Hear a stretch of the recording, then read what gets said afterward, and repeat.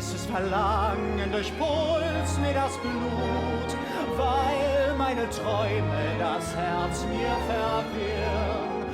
Nur ein Gedanke, du tust mir so gut, hämmert und klopft an die fiebrige Stirn. Ich hatte Sehnsucht und hatte gehofft, sah es im Traum, ich weiß nicht wie oft, was ich in schlaflosen Nächten. Wir fangen heute mit Clivia an. Das ist natürlich ein bisschen das Folgeprojekt oder die kleine Schwester oder der kleine Bruder von der Blume von Hawaii. Dolores! Können Sie mich denn gar nicht mehr lieben? Es ist vorbei! Rodrigo! Dolores, nein! Rodrigo! Es reicht! Du musst mich vergessen! Dolores, ich kann dich nicht gehen lassen! Niemals! Rodrigo! Clivia von Nico Dostal ist ein Teil von dieser unglaublichen Szene der 30er, dieser Operettenrepertoire der Weimarer Republik. Also es gibt einen verrückten Erfinder aus Friedrichshain, es gibt einen großen Hollywood-Star, es gibt Fiktionen eines Südamerikas. Und alle diese Operetten sind aus dieser unglaublichen Zeit geboren. Es hat also eine sehr große Bandbreite an Figuren und an Topoi, könnte man sagen, die gute Zutaten sind, um einen vielseitigen Operettenabend zu erleben. Das ist so ein Körper von Spieler und Spielerinnen, die gemeinsam diese unglaubliche, sehr komplizierte, aber auch manchmal komplett oberflächliche, wie eine gute Operette-Geschichte zusammen erzählen. Clivia findet in einem Fantasieland statt, Boliguay, irgendwo in Südamerika. Da wird ein Film gedreht und gleichzeitig zu dieser Filmdrehung findet eine große Verschwörung, eine politische Verschwörung statt. Und noch dazu 2 unmögliche Liebesgeschichten, so eine typische Operettenkontext. Mit Julien zu arbeiten, für mich ist das ein Geschenk. Sehr schön, sehr warm. Das Besondere mit Julian zu arbeiten ist die Freiheit, da ich fühle. Weil wir da einen Weg gefunden haben, ganz schnell zu einem Ergebnis zu kommen.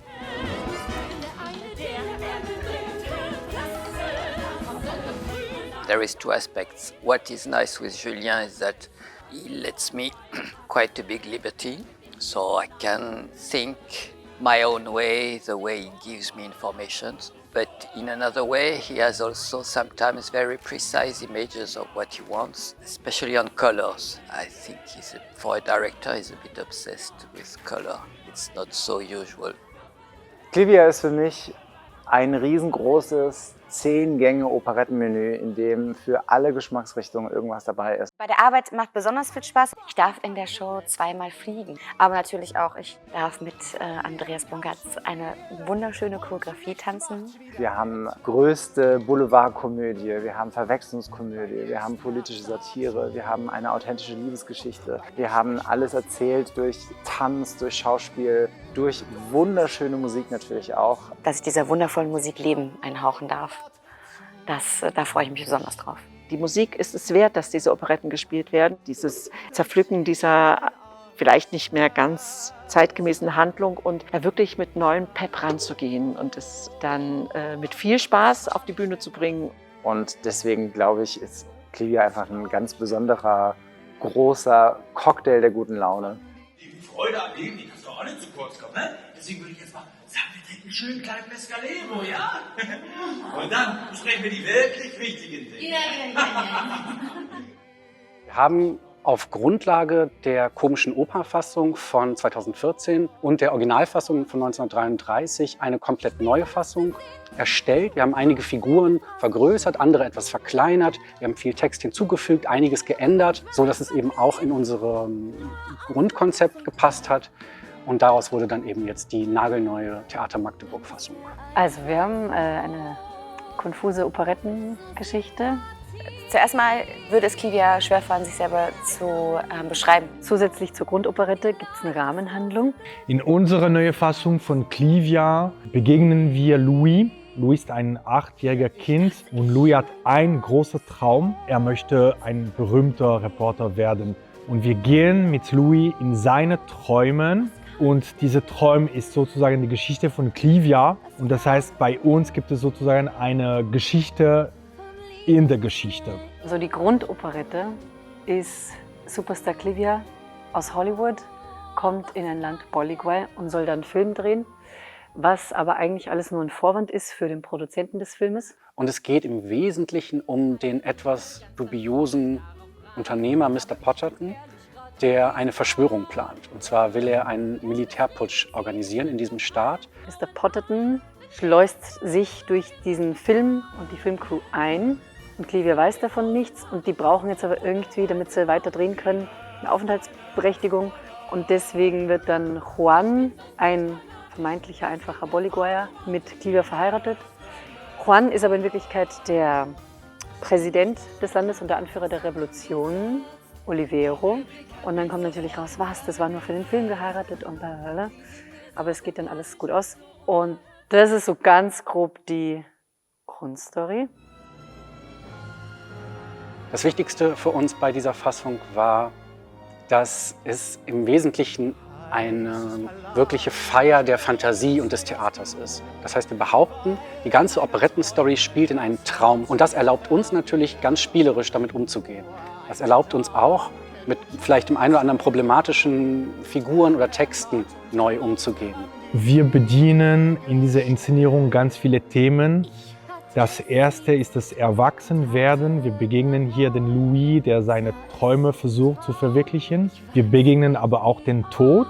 Gleichzeitig geht es um die Tanz, fast parodistisch um die Tanz. Wie kann man uns eine verspielte Variante von dem Tanz darstellen? Es geht um die Euphorie, die Euphorie des Kollektives. Es geht um Gefühle. Es geht um eine Verschwörung. Es geht um Politik. Es ist wie eine gute Operette, es mischen sich alle Themen der Welt, alles, was bei uns in den Herzen brennt und macht eine spektakuläre Mischung.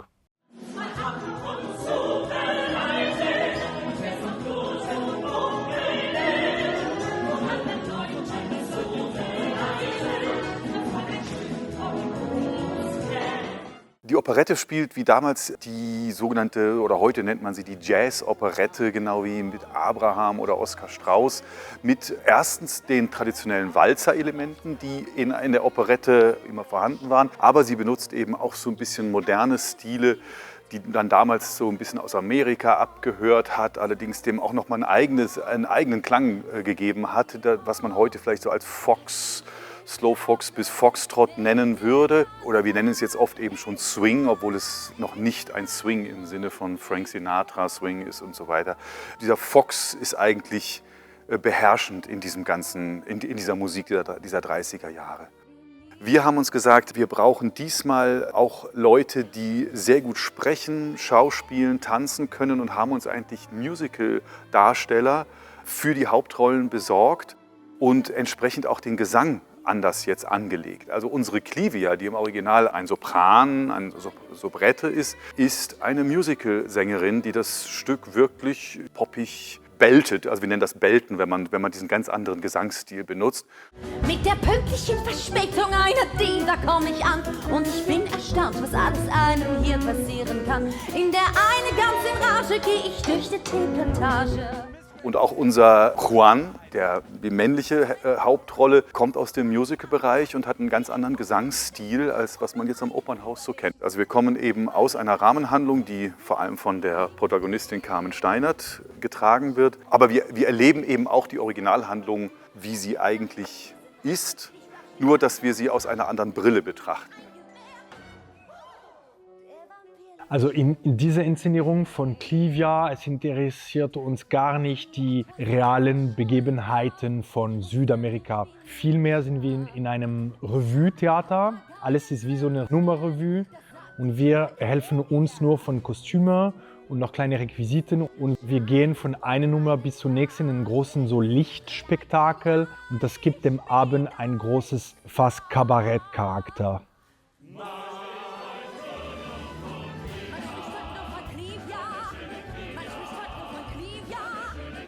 So the costume's going to be quite fancy. I tried to give the spirit of the 30s movies because there's whole story about Hollywood and movie makers and so on. And there is also a part of dream, especially with the ballet. There is 10 dancers and they have at least 6 silhouettes. So they bring kind of magic all the time. So of course there will be feathers, paillettes and strass. But what is special is the succession of short periods. In an opera, you have 3 acts or 2 acts. You have time to get used and to see costumes. Clivia, it's a succession of short scenes. Everything is question of timing. So for costume change, for example, it's going to be, I think, a big work because it's going to change all the time and quite in short periods. So for this, I'm not completely used to it. In opera, you can have quick changes, but maybe 1 or 2 in the show. In Clivia, it's much more. So the teams also will have to be ready for changing wigs, changing shoes, changing so much stuff. This time, Julien insisted to have a kind of confusion between genders, mainly for the ballet. The main characters and the chorus is treated in a more classical way. But in the ballet, I think they will really do the entertainment.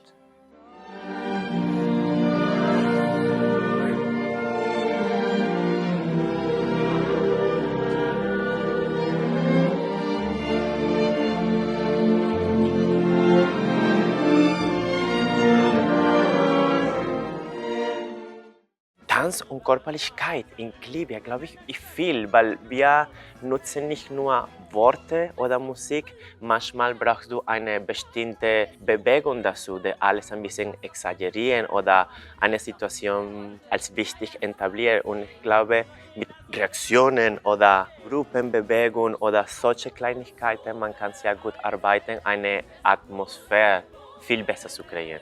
Wir haben 10 Tänzer von der Theater Ballett Magdeburg und die verkaufen Militärs, Dienern, Reporters, eine Ballettgruppe, die sind auch so Filmcrew.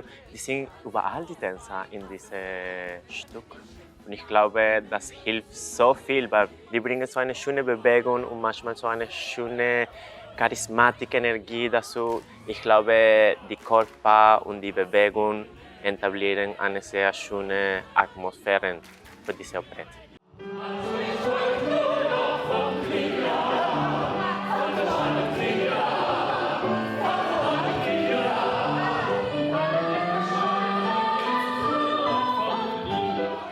Was erwartet das Publikum? Ein paar Stunden Spaß und Hits. Bunte Kostüme, buntes Bühnenbild, ganz viel Witz, ganz viel Charme. Gute Musik, gute Tanz.